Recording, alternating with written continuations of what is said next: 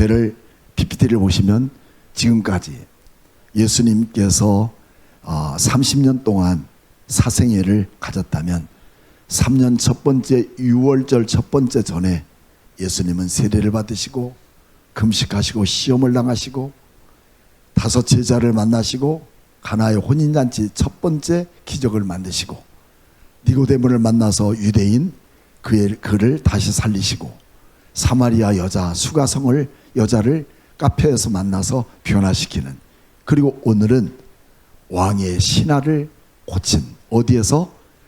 갈릴리 가버나움. 따라서 해볼까요? 갈릴리 가버나움. 그래서 당시의 유대 땅에는 가장 큰 도시가 있었죠. 그 도시는 첫째는 유대라는 도시, 두 번째는 갈릴리라고 하는 도시, 마지막 세 번째는 어디예요? 사마리아라는 도시입니다. 근데 오늘 예수님은 유대 땅에서 유월절을 지키고 이제 8개월 만에 갈릴리에 도착합니다.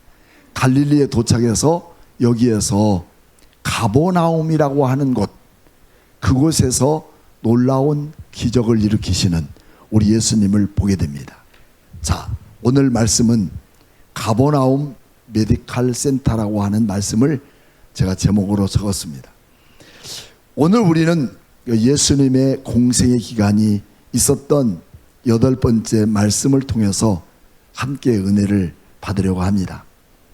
당시 유대인들과 제사장 그리고 많은 정치인들은 출세와 돈의 가치에 눈이 멀었을 때 이처럼 왕의 신하의 아들이 기적적으로 치유를 받는 사건을 통해서 모든 사람들이 관심을 갖고 있는 딱 하나, 그 이슈가 뭐냐면 예수, 그분은 누구신가?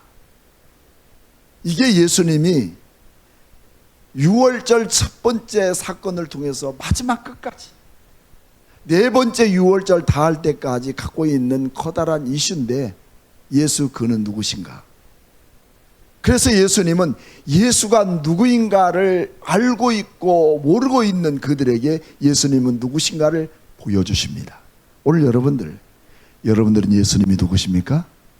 예수님은 나의 구주이시며 메시아이시며 하나님이시며 하나님의 아들로 이 땅에 오셔서 그분의 보혈의 피로 말미암아 우리를 구원하실 구주라는 사실을 너무 잘 압니다. 근데 그 당시에는 그 구주이시며 메시아를 믿으려고 하지도 않고 받아들이지 않아요. 그 이유를 우리는 지금까지 알고 있죠. 그 이유는 자기의 출세길이 끝날까 봐 그를 인정하지 않고 어떻게 하면 이 예수를 없는 듯 묻어버리고 싶었던 그들의 모습이었던 겁니다. 저는 목회하면서 수많은 이런 기적적인 일들을 많이 경험했는데, 제가 개척해서 어느 날 교회에서 새벽 예배를 드리기 위해 기다리고 있는데 그날따라 한 명도 새벽 예배 오시는 분이 없었어요. 근데 5시가 되는데 어떤 분이 아기를 안고 교회에 들어왔어요. 그러면서 얼굴이 벌겋게 잠을 한숨 못 잔 그 엄마가, 목사님, 우리 아이가 밤새 열이 나고 끙끙 앓고 머리가 불덩이입니다. 목사님 기도해 주세요. 이 새벽 시간을 저는 지금까지 꼬박 새면서 기다렸어요. 그때 아기를 이리 주라. 내가 아기를 안고 기도하기 시작합니다. 진짜 가슴에 느껴지는 그 아기의 불덩이를 느낄 수가 있어요. 간절히 몇십 분 기도하는데 어느 순간에 그 아이의 머리에서 그 뜨거웠던 열기가 툭 떨어지고 차가운 그 느낌을 들을 때 그 엄마에게 이제 받아가라 주고 저는 마지막까지 기도했습니다. 사랑하는 여러분, 우리 인생의 삶 속에서 우리에게 불가능한 일들, 또 우리가 할 수 없는 그 모든 일을 만날 때 그 일을 이루시는 분이 있다면 누구일까요? 하나님뿐입니다. 근데 우리는 왜 우리에게 그런 일들이 벌어지지 않는가? 지금은 하나님께 그 아이의 고통을 안고 몇십 분 동안 기도하기 전에 더 효과빠른 약들이 생겼고 더 효과빠른 병원이 생겼기 때문에 그 기도할 능력을 잃어버렸어요. 오늘 우리 모든 그리스도인들이 다 이처럼 세상의 세속적인 문화병에 걸려서 기도하지 않고 말씀 보지 않고 믿음 생활 안 하고 예배 안 하고 살아도 얼마든지 넉서리하게 살아갈 수 있다는 것을 우리는 너무 잘 압니다. 하지만 우리는 세상의 원칙과 방법으로만 살 수 없는 것들을 우리는 경험하게 되는 거죠. 그 경험을 오늘 이 가버나움에서 한 왕의 신하의 아들이 죽게 된 사건으로 오늘 본문의 말씀이 시작되고 있다는 사실입니다. 모든 사람들은 세상에서 메시아라는 하나님의 아들이 갈릴리로 왔다는 소문이 자자하게 퍼졌고, 오늘 본문의 말씀 다시 한번 읽어보면 여러분 몇 절에 있냐면 47절 말씀, 그가 예수께서 유대로부터 갈릴리로 오셨다는 것을 듣고 가서 청하되 내려오소서 내 아들의 병을 고쳐주옵소서 하니 그가 거의 죽게 돼서요. 여러분, 이것은 응급실을 가도 안 되는 거예요. 거의 죽게 된 이 환자. 그렇지만 이 왕의 신하, 얼마나 권위가 있고 또 높이가 있고 훌륭한 그런 왕의 측근인 그런 신하에게 그는 6월절 첫 사건을 통해서 그 메시아라고 하는 예수는 누구인가, 그분이 자기에게 믿음이 온 거예요. 그분이야말로 진짜 구약 성경에서 말하고 있던 메시아라는 사실을 이 왕의 신하는 마음속에 확 믿고, 그분만 오시면 지금 죽게 된 내 아들이 살아날 것이라는 확신을 가졌던 것입니다. 이제야 내 아들이 살 길이 열렸다 하는 그 믿음을 갖고 그는 지위와 권위에도 불구하고 예수님의 치유 능력을 기대하면서 겸손히 예수님께 나가는, 여러분, 대단한 권력을 가진 왕의 신하가 예수님께 간청하는 단순하면서도 심오한 그 마음의 간절함을 예수님께 지금 표현하고 있다는 사실을 우리는 볼 수가 있습니다. 여러분, 얼마나 간절할까요? 얼마나 애절할까요? 여러분들도 다 자녀를 키워봐서 알지만 어렸을 때는 참 진짜 많이들 아파요. 그래서 우리 시대에는 아이를 낳아도 거의 1년 돌 때기까지 호적 신고를 안 해요. 왜냐하면 그 전에 죽을 수도 있으니까. 호적 올렸다가 죽으면 또 사망 신고하기도 곤란해서 거의 우리 시대에는 1살, 2살, 적게는 많게는 3살까지도 신고 않고 그렇게 호적 신고 않고 그렇게 삽니다. 그래서 군대 생활할 때도 보면 형들이 와서 우리 같이 군대 생활하고 그런 적이 있습니다. 근데 이와 같이 이렇게 간절한 그 아버지가 예수님을 찾아와서, 선생님, 내 아이가 죽기 전에 내려오셔서 내 아들의 병을 고쳐주십시오 라고 부탁합니다. 여기서 내려오소라는 말은 물론 내 집까지 찾아오셔서 내 아들을 고쳐달라고 하는 의미지만, 여기에는 원어에 보니까 동사로 카타바이노라고 하는 말인데, 이 말은 물리적으로 우리 집에 찾아오셔서 어루만지시고 터치하시고 또 안수하시고, 이게 뭐냐면 병원 의사가 왕진하거나 회진하는 것을 말합니다. 그처럼 갈급했던 것이죠. 여러분, 이것이 사람을 치료하는 의사에게 당연한 것 아니겠습니까? 도움을 구하는 이 절박한 아버지에게 얼마나 무섭고 다급한 일인가를 우리에게 보여주고 있는 그 사실 속에 아버지에게 주님은 무엇인들 못해주겠어요. 무엇인들 못해주겠어요. 어디든지 못 쫓아가겠습니까? 어디든지 가서 무슨 일을 하지 않으시겠습니까? 주님밖에 내 아들을 고치실 왕 대신 하나님은 나는 없습니다. 예루살렘에서 무슨 사건이 벌어졌을지라도 나는 구약 성경에 말씀하고 있었던 메시아인 그 하나님, 그분이 당신임을 믿습니다 하는 철저한 마음에 눈물을 흘리는 그 왕의 신하를 우리 주님은 보셨습니다. 주님이 오셔서 만져주시면, 그리고 명령하시면 나을 것이라는 확신을 가진 이 왕의 신하였습니다. 그때 우리 예수님이 드디어 심오한 말씀을 던집니다. 여러분 50절 말씀 같이 한번 눈여겨보시겠습니다.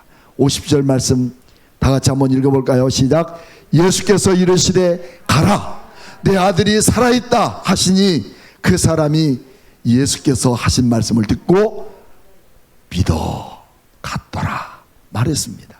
여러분, 오늘 이처럼 왕의 신하의 모든 마음을 전혀 감동할 수 없는 것은 와주지도 않으시고 내려오시지도 않으시고 왕진하지도 않으시고 첫 마디가 내 아들이 살았다, 가라. 여러분, 이것을 믿으란 말입니까? 근데 이 왕의 신하는 예수님이 누구신가를 알았습니다. 예수님이 메시아인 것을 알았습니다. 예수님이 왕 중에 왕이시며 참 하나님이심을 믿었기 때문에 그분의 말씀을 믿고 갔다고 그렇게 표현하고 있습니다. 사랑하는 여러분, 우리 예수님이 오늘 여러분의 모든 상황 가운데서도 그렇게 역사하시는 하나님이심을 믿습니까? 여러분, 이 무슨 반전입니까? 집으로 오시지도 않고 만져지지도 않고 그저 말씀만 하신 주님. 그러나 왕의 신하의 반응을 우리가 주의 있게 보면 다시 50절 말씀, 가라, 내 아들이 살아있다. 그 사람이 예수께서 하신 말씀을 믿고 갔더라. 의심하지 않았습니다. 뒤도 돌아보지 않았습니다. 믿음을 상실하게 만들 수 있는 어떤 것도 생각하지 않고 무조건 아들이 살았다는 그 말에 자기의 집으로 달려가기 시작합니다. 왜 그는 믿었을까요?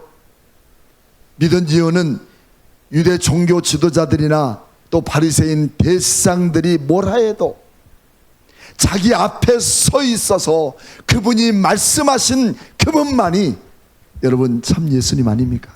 참 하나님 아니십니까? 그것을 확실히 믿었기 때문입니다. 그리고 51절 말씀에 내려가는 길에 그 종들이 오다가 만나서 아기가 살아있다 하거늘 그 낳기 시작한 때를 모르니 어제 예수님이 살아났다라고 말씀하신 7시 그 시간이었다는 것을 우리는 볼 수가 있습니다. 사랑하는 여러분, 하나님은 지금도 살아 역사하시고 지금도 기적을 이루시고 지금도 표적을 일으키고 있다는 사실을 오늘 공생의 기간을 통해서 우리에게 보여주고 있는 거죠. 사랑하는 여러분, 진짜 이럴 수가 있을까요? 예수님 진료도 안 하시고 엑스레이도 찍지 않으시고 MRI도 찍지 않으시고 주님은 말씀하십니다. 우리 하나님은 말씀하신 하나님이십니다. 주님 말씀하시면 내가 나아가리라. 사랑하는 여러분, 주님 말씀하시는 것으로 우리가 사는 겁니다. 주님 말씀하시는 것으로 우리가 믿는 겁니다. 왕의 신하는 예수님 말씀만을 신뢰하고 의심 없이 도전하는 신앙을 가졌습니다. 예수님은 상황이 심각해 보일 때에도 믿음으로 나가고 그분의 약속을 믿으라고 종종 우리에게 부탁하고 있는 내용을 우리에게 보여주고 있습니다. 저는 잠언서 8장 17절 말씀을 좋아합니다. 잠언서 8장 17절 말씀에는 나를 사랑하는 자들이 나의 사랑을 잊고 나를 간절히 찾는 자들이 나를 만나리라. 할렐루야. 오늘이처럼 물론 내가 찾아서 우리 주님이 오는 건 아니지만 이미 우리 주님이 나에게 오셔서 왕으로 오시고 우리의 구주로 오신 그분을 찾고 그분을 의지하고 그분을 사랑하는 자들이 우리 주님의 사랑을 입어요. 여러분, 주님 사랑하십니까? 주님 사랑하는 게 뭐예요? 뭘 사랑합니까? 주님의 사랑을 입을 수 있는 사람이 우리에게 주어져야 돼요. 왕의 하인이었던 이 공무원의 반응은 우리 하나님에 대한 신뢰와 순종으로 나타나게 됩니다. 그는 예수님의 말씀을 그대로 받아들이고 자기 아들이 참으로 나을 것이라고 믿었으며 집으로 돌아가는 여행을 시작합니다. 그런데 웬일입니까? 이런 믿음의 행동은 왕의 신하가 집으로 가는 길에 예수께서 말씀하신 그 시간에 자기 아들의 열이 떨어지고 나았다는 확인서를 받게 되는 이 놀라운 기쁨이 그에게 주어집니다. 이 기적적인 치유는 하인과 그 집안 사람들뿐만 아니라 오늘도 이 말씀을 듣고 있는 여러분과 저에게 다시 한번 우리 하나님은 지금 이 시대 속에서도, 이 문화 시대 속에서도 하나님은 일하시는 하나님, 역사하신 하나님이라는 사실을 우리에게 말씀해 주고 있습니다. 오늘 이 시대에도 마찬가지로 주님의 손길이 필요한 자들이 많아요.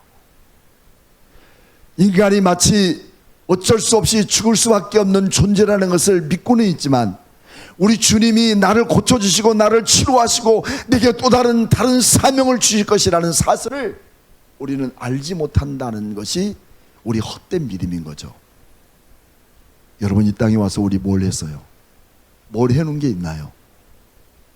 그게 사명이라고 생각해요? 정말 우리 주님께서 우리 그 나라에서 잘했다, 충성된 종아, 면류관을 씌워줄 그날을 기대하십니까? 아직도 우리의 사명을 다 못했다면 하나님, 나에게 다시 복음으로, 다시 사명으로 허락하셔서 죽을 수밖에 없는 나를 다시 살려주셔서 주를 위해 살 수 있는 믿음의 눈을 열게 하소서. 이런 간절한 신앙의 마음이 우리의 마음속에 없다는 게 이 땅의 비극 아니겠습니까? 2주 전에 우리 교회에 어느 한 청년이 교회를 못 나왔어요. 아마 교회를 못 나오는 일이 있을까 말까 하는 그런 일인데 그 아이에게 교회를 못 나오게 했어요. 갑작스레 감기로 도무지 일어날 수가 없었답니다. 그리고 주일날이 되었습니다. 지난주죠. 또다시 몸이 아플까봐, 괜찮지만 아프면 또 힘들까봐 감기약을 2배나 먹고 교회 와서 예배를 드렸다는 말을 듣고 엄마도 짠하고 저는 잊을 수가 없어요. 여러분, 누구도 알아주지 않아도 주님은 하십니다. 주님은 보십니다. 그리고 어느 그날 정말 우리 주님의 그 사랑을 입을 수 있는 그때에 아낌없이 우리 주님이 베푸실 그날이 있다는 사실을 우리에게 말씀해 주고 있는 거죠. 예수님은 인류의 질병과 죽음에 대해서 자신의 권위를 오늘 우리에게 보여주고 있습니다. 모든 인류에게 생사화복은 인간의 노력과 결과가 아니라 하나님의 통치에 있다는 사실을 우리에게 보여주고 있습니다. 주님은 우리의 삶의 현장에 언제나 개입하시는 그 이유는 우리 주님의 권위와 그분의 신뢰를 믿음으로 갖고 살라고 하는 하나님의 그 놀라운 능력을 공생의 기간을 통해서 다 보여주고 있습니다. 다 가르쳐주고 있습니다. 여러분, 우리가 예수 믿고 살아가는 중에도 어떤 절박한 고통과 어려움 속에 만날 때 너는 나를 찾아라, 내가 너의 모든 해답이 될 것이라고 말씀해주고 있는 이 놀라운 사실은 그 소년에게 뿐만 아니라 그 아들에게 뿐만 아니라 오늘 여러분과 저에게도 동일한 역사를 이루시겠다는 거룩한 선포이며 약속인 이 놀라운 사실을 우리에게 주시는 이유는 그분은 정말 좋으신 하나님, 오늘 나의 필요한 때 가장 가까이 계시는 우리 아버지시며 아빠이시며 친정 아버지 같은 그런 우리 하나님이 아니겠습니까? 예수님 왕의 신하처럼 우리에게 항상 기적적인 표적이 아니어도 보이지 않고 그분을 믿으라고 그렇게 하시는 경우들이 많습니다. 우리의 믿음은 단지 표적과 기적에만 기초하는 것이 아니라 하나님 말씀은 진리이시며 우리의 삶에 나타난 예수님의 능력에 대한 우리의 삶의 모든 간증의 기초가 됩니다. 그래서 요한복음 20장 29절 말씀에는 예수께서 도마에게 못자국과 창자국을 보고 부활의 날을 믿느냐? 보지 않고 믿는 자들은 복되도다 라고 말씀하고 있습니다. 여러분, 꼭 우리 기적과 표적을 안 봐도 그 기적과 표적이신 예수 그리스도를 믿고 믿음으로 나갈 때 지금도 우리를 통해서 역사하십니다. 사랑하는 여러분, 우리가 아무리 암울하고 캄캄해 보여도 살아계신 예수님의 능력과 권위를 여러분 신뢰하십니까? 우리는 기꺼이 그분 앞에서 자신이 낮추고 겸손히 그분의 약속을 믿고 삽니까? 이 말씀을 통해서 예수님만이 참으로 나의 만왕의 왕이시며 구주이심을 여러분 믿습니까? 만약에 그렇다면 지금 나에게도 이런 기적이 있습니다. 나에게도 이런 감격이 있습니다. 그것은 멀리 있는 것이 아니라 바로 이곳에서 주님 만나는, 주님 말씀을 듣는 이곳에서 하나님의 거룩한 능력과 역사가 있다는 사실을 믿고 그 메시아신 예수님을 끝까지 믿음으로 여러분의 인생의 삶에 놀라운 기적적인 역사들이 이루어지기를 주님의 이름으로 축복합니다.